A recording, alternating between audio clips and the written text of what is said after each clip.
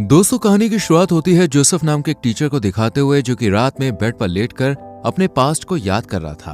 और यहाँ पर हमें पता चलता है कि जोसेफ जब छोटा था तब उसके पैर में चोट लग गई थी, जिस वजह से वो ठीक से चल नहीं पाता है और उसे चलने के लिए स्टिक की जरूरत पड़ती है। साथ ही उसकी तबीयत भी बहुत ज्यादा खराब रहती है, इसलिए वो अपनी माँ के साथ ही रहता है। अब जोसेफ की उम्र लगभग 46 साल है और उसने अभी तक शादी नहीं की है।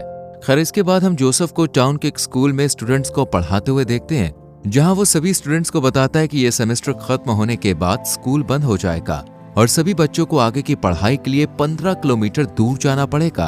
अभी जोसेफ बात कर ही रहा था कि इतने में यहाँ पर कैथरीन नाम की एक नई स्टूडेंट आती है, जिसने आज ही स्कूल में एडमिशन लिया था। कैथरीन देखने में बहुत ही ज्यादा खूबसूरत थी, इसलिए सभी स्टूडेंट्स की नजर उसी पर टिकी रहती है। इसके बाद हम जोसेफ को रोजली नाम की एक लेडी के घर में देखते हैं, जो कि जोसेफ की गर्लफ्रेंड है और उसी के साथ उसके स्कूल में पढ़ाती है। रोजली का एक बेटा भी है, जो कि जोसेफ का स्टूडेंट है।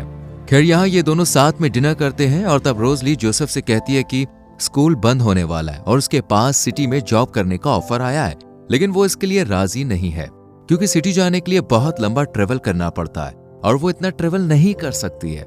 इसके बाद वो जोसेफ से पूछती है कि स्कूल बंद होने के बाद अब वो क्या करेगा। इस पर जोसेफ कहता है कि उसने अभी तक कुछ सोचा नहीं है। तब रोजली हंसते हुए से अपने फार्म में फार्मिंग करने को कहती है, पर जोसेफ मना कर देता है और उससे कहता है कि वो उससे बहुत प्यार करता है, पर शादी को लेकर कोई कमिटमेंट नहीं दे सकता, और फिर यहाँ से चला जाता है। अगले दिन हम रॉबर्ट, जो कि रोजली का बेटा है, उसे कैथरीन के साथ बात करते हुए देखते हैं। कैथरीन उससे पूछती है कि क्या जोसेफ तुम्हारे फादर हैं? इस पर वो उसे जवाब देते हुए कहता है कि नहीं, मेरी मॉम का उनके साथ अफेयर चल रहा है, और इतना कहकर वो वहां से चला जाता है। इसके बाद जब स्कूल खत्म हो जाता है, तब कैथरीन अपने फादर के साथ जोसेफ के घर जाती है। दरअसल जोसेफ अपने लैंड पर हॉर्स वगैरह की देखभाल करता था और टाउन के रिच लोग उसके पास अपने एनिमल को छोड़कर चले जाते थे। कैथरीन के पास भी एक हॉर्स था, जिसे वो जोसेफ के पास छोड़ने आई थी, पर हॉर्स को अपने से दूर करने से पहले कैथरीन उसके साथ कुछ वक्त गुजारना चाहती थी। इसलिए जोसेफ कैथरीन के फादर से कहता है कि वो उसे घर पहुंचा देगा और फिर उसके फादर यहाँ से चले जाते हैं। इसके बाद कैथरीन जोसेफ से पूछती है कि क्या मैं यहाँ रोज आ सकती हूँ। इस पर वो हाँ में जवाब देता है। फिर कैथरीन उसे कहती है कि आप बहुत अच्छे टीचर हैं। तब जोसेफ उसे अपनी टीचिंग छोड़ने के बारे में बताते हुए कहता है कि ये उसका लास्ट ईयर है, इसके बाद वो टीचिंग करना छोड़ देगा। ये सुनकर कैथरीन उससे आगे की प्लानिंग पूछती है, लेकिन इस सवाल का जवाब जोसेफ के पास नहीं होता और वो हंटिंग के लिए निकल जाता है। जब हंटिंग से वापस वो अपने घर आता है, तब वो देखता है कि उसकी माँ की तबीयत बहुत खराब है और उन्हें देखने के लिए डॉक्टर आए हुए हैं, जो जोसेफ को बताते हैं कि उसकी माँ को कैंसर है और अब उनके पास ज्यादा टाइम नहीं है। ये सुनकर वो बहुत उदास हो जाता है और अगले दिन बिना मन से स्कूल पढ़ाने के लिए पहुंच जाता है। पर जब वो घर आकर देखता है तो वहां कैथरीन होती है, जो उसे देखकर अपने कपड़े उतारने लगती है। जोसेफ को काफी अनकंफर्टेबल फील होता है, इसलिए वो फौरन ही यहाँ से निकल जाता है। पर रास्ते में अचानक उसका मूड चेंज हो जाता है और वो कैथरीन के पास आकर उसे किस करता है और एक नए रिश्ते की शुरुआत करने के लिए भी कहता है। साथ ही वो उससे उसके बॉयफ्रेंड के बारे में पूछता है, जिस पर वो उसे कहती है कि मेरे पहले कई बॉयफ्रेंड रह चुके हैं, लेकिन तुम सबसे बेस्ट हो। कैथरीन की ये बात जोसेफ के दिल में इस कदर घर कर जाती है कि जब वो रोजली के साथ बैठा होता है, तभी वो कैथरीन के बारे में ही सोचता रहता है। इसके बाद रात को सभी टीचर्स की स्कूल के प्रिंसिपल के साथ मीटिंग होती है, जहां प्रिंसिपल इन्हें कहते हैं कि जिन टीचर्स के पास प्रॉपर एजुकेशन है वो जाकर सिटी में पढ़ा सकते हैं। इस पर जोसेफ उन्हें कहता है कि मेरे पास कोई डिग्री नहीं है, हाँ एक्सपीरियंस जरूर है, पर उसकी बात पर कोई भी गौर नहीं करता और प्रिंसिपल उसे जॉब देने से इनकार कर देते हैं, जिस वजह से जोसेफ इस मीटिंग को छोड़कर यहाँ से चला जाता है। और जब रात में रोजली से मिलने उसके घर जाता है, तो वो उसे शादी करने का कहती है, जिस पर जोसेफ उससे पूछता है कि क्या तुम मेरे साथ खुश हो। तब रोजली उसे हाँ में जवाब देती है, जिसके बाद वो उससे पूछता है कि क्या वो उसके साथ अपने पहले हस्बैंड से भी ज्यादा खुश है। ये सुनकर रोजली कोई जवाब नहीं देती और जोसेफ उदास मन से अपने घर आ जाता है। अगले दिन जोसेफ की माँ को देखने फिर से डॉक्टर आते हैं और वो उसे बताते हैं कि कैथरीन के फादर भी बहुत ही अच्छे हंटर हैं और उन्होंने जंगल में एक वुल्फ को देखा है। जाते वक्त डॉक्टर जोसेफ को अपनी एक गन दे जाते हैं। इसके बाद जब जोसेफ स्कूल से घर आ रहा होता है, तब वो भी जंगल में उस वुल्फ को देखता है। साथ ही घर आने के बाद कैथरीन के साथ इंटीमेट होता है। वहीं जोसेफ की माँ उसके लिए काफी परेशान होती है, इसलिए वो उसके पास आकर उसे कहती है कि रोजली मेरे पास आई थी और उसने मुझसे कहा कि तुम उसके साथ शादी नहीं कर सकते हो। इस पर जोसेफ उन्हें समझाते हुए कहता है कि कुछ वक्त के बाद मेरे पास जॉब नहीं रहेगी, तो ऐसी कंडीशन में मैं उसके साथ शादी कैसे कर सकता हूँ। ये सुनकर जोसेफ की माँ उसे कहती है कि मेरे जाने के बाद तुम इस घर को सेल करके अपनी जिंदगी बिता सकते हो, साथ ही रोजली के फार्म में फार्मिंग कर सकते हो। जोसेफ को उनकी ये बात काफी अच्छी लगती है और वो इस बारे में सोचने लगता है। अगले दिन हम जोसेफ को स्कूल में पोएट्री पढ़ाते हुए देखते हैं, जहां वो कैथरीन को एक पेंटिंग डिस्क्राइब करने के लिए कहता है, जिसे वो जोसेफ के साथ फ्लर्ट करते हुए बहुत ही अच्छी तरह से डिस्क्राइब करती है।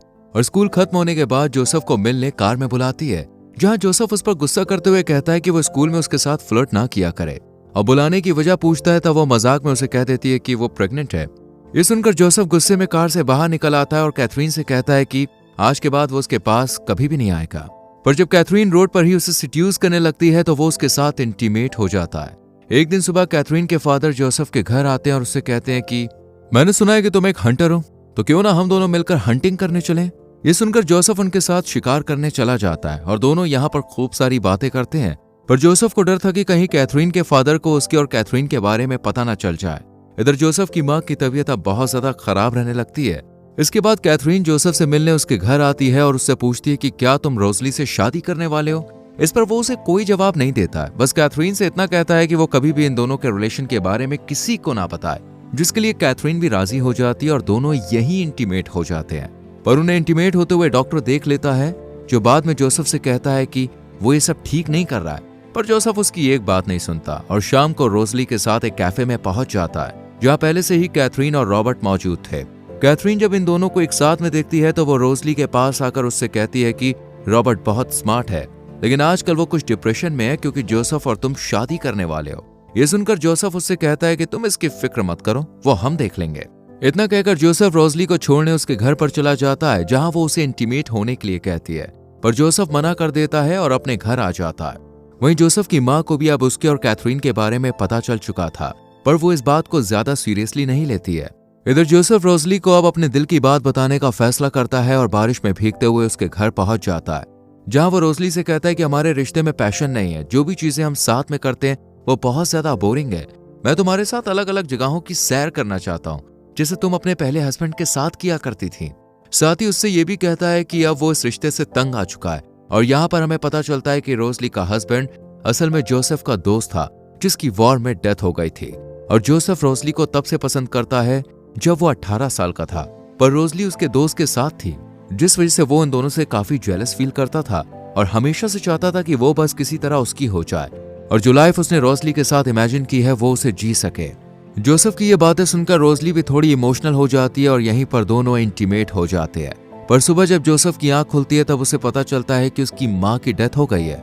इसके बाद सभी लोग जोसेफ को लेटर लिखकर उसकी माँ की मौत पर दुख जताते हैं, जिनका जवाब रोजली देती है। और जब वो कैथरीन का लेटर पढ़ती है तो उसे पता चलता है कि इनका अफेयर चल रहा है, जिसके बाद वो गुस्से में जोसेफ के पास जाकर उससे कहती है कि उसने ये सब ठीक नहीं किया।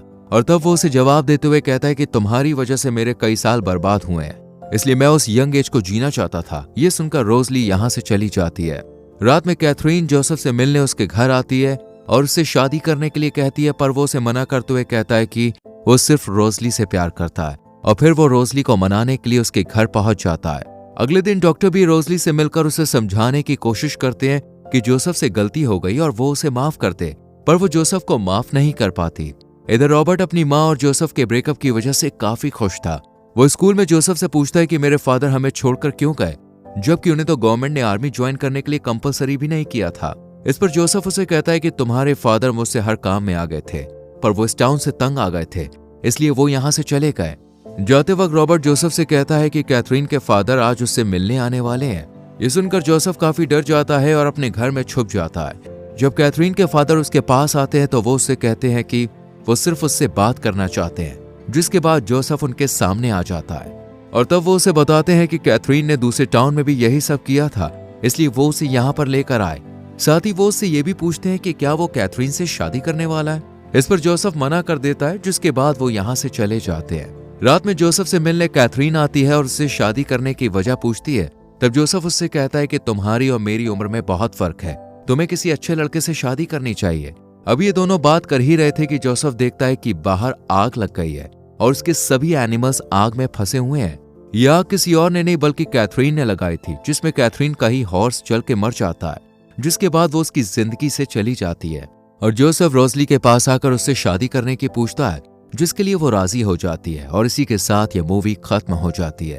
तो दोस्तों, आपको कैसी लगी ये मूवी कमेंट सेक्शन में जरूर बताएं। वीडियो पसंद आई हो तो लाइक करें, शेयर करें और चैनल को सब्सक्राइब करके बेल आइकॉन प्रेस करें, जिससे आने वाली वीडियोस आपसे मिस ना हो। मिलते हैं आपसे अगली वीडियो में। Till then, bye bye, take care.